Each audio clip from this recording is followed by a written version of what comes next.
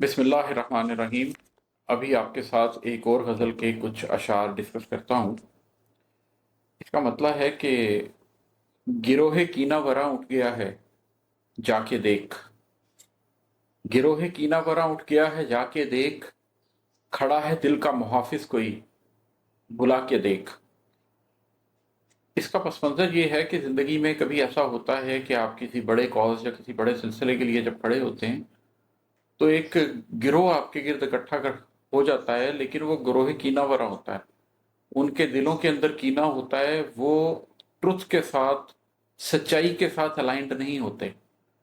और जब ऐसे लोगों के साथ आप होते हैं तो आप किसी मकसद तक नहीं पहुंच सकते, आप किसी मंजिल तक नहीं पहुंच सकते, बल्कि आप उसी एक छोटे से झगड़े को मुसलसल निपटाते रहते हैं। आपको एक दफा एक सुकून की, एक पीस की जगह चाहिए होती है अपने आप को मजबूत करने की। ये सिर्फ ज़ात के अंदर नहीं होता। मसलन मैं आपके सामने एक मिसाल रखता हूँ कि अगर हम ज़िंदगी की सबसे बड़ी मिसाल भी लें, नबी करीम सल्लल्लाहु अलैहि वसल्लम की हिजरत की, तो मक्का में क्या था?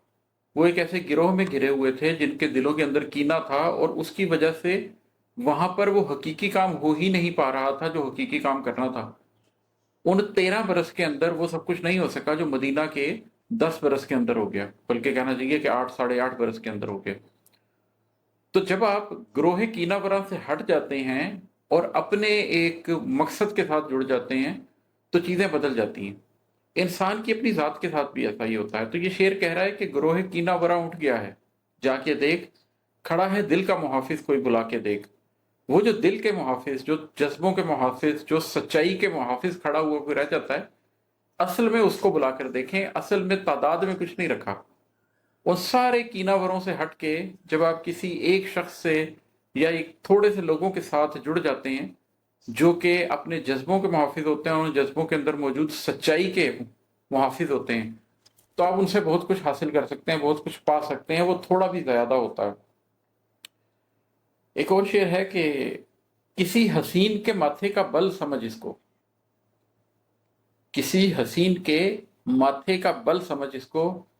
गमे हयात को ऐसे ही मुस्कुरा के देख। जैसे दुनिया में गमे जाना की जो लोग बात करते हैं, आप उनसे पूछिए कि जब आपको किसी से मोहब्बत हो जाती है, तो उस हसीन के जो माथे का बल है, जो उसका गुस्सा है, जो उसकी शिकायत है, जो उसकी नाराजगी है, आप उसके बावजूद उसके तरफ ही रागिब रहते हैं। अगर कोई परेशानी आती भी है, अगर आपको कोई माथे पे बल नजर भी आता है, तो आप और मुतवज्जो हो जाते हैं और मुल्तफित हो जाते हैं इस चीज के लिए कि उस गम को खत्म कर दिया जाए, उस